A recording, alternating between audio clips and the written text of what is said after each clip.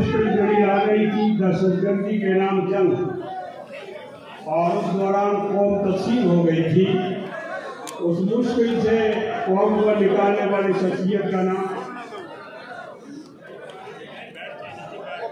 اس شخصیت کا نام مولانا فضل الرحمان. تھوڑا سا ادھر ہو جائے، بالکل سامنے آ گئے ہیں بھائی. اور جب لوگ تھوڑا سا ادھر ہو جائے، بالکل سامنے ہو گئی تھی اور وہ سچ نہیں بول سکتے تھے، تو سخت بیانیہ اور قوم کے مددی ترجمان بیانیہ وہ مولانا فضل الرحمان ہے.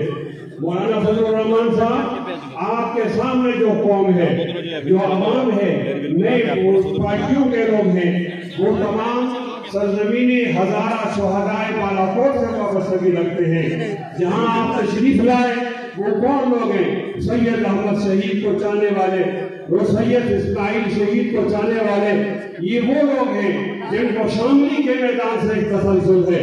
یہ آج آپ پیدا نہیں ہوئے، شیخ الہند کے ذریعے سے آپ نے اپنا لوہا منوایا ہے. آپ ہی نے پاکستان کو آزاد کیا ہے، آپ ہی نے انگریزوں کو بھگایا ہے، اور آج آپ انگریزوں کے بعد ان کی نسل کو پاکستان سے جنازہ نکالنے کے لیے حقیقی آزادی اگر آپ دلائیں گے تو وہ کون ہوں گے؟ جناب مولانا فضل الرحمان صاحب، آپ بلند کر کے کہہ دیجئے مستقبل کا حکمران مولانا فضل الرحمان.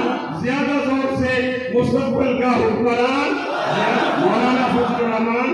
اگر مہمانوں میں کسی کو موقع نہیں ملا، خاص کر عبدالجلیل جان صاحب، مولانا فضل الرحمان مفتی اعظم صاحب، تو میں بھی معذرت کرتا ہوں. اب تشریف لا رہے ہیں آپ کے انتہائی پرجوش جذبوں کے درمیان حضرت مولانا فضل الرحمان صاحب، جو صبح جگاتی ہو، جو شام سلاتی ہو، وہ صبح نہیں لوں گا، وہ شام نہیں لوں گا.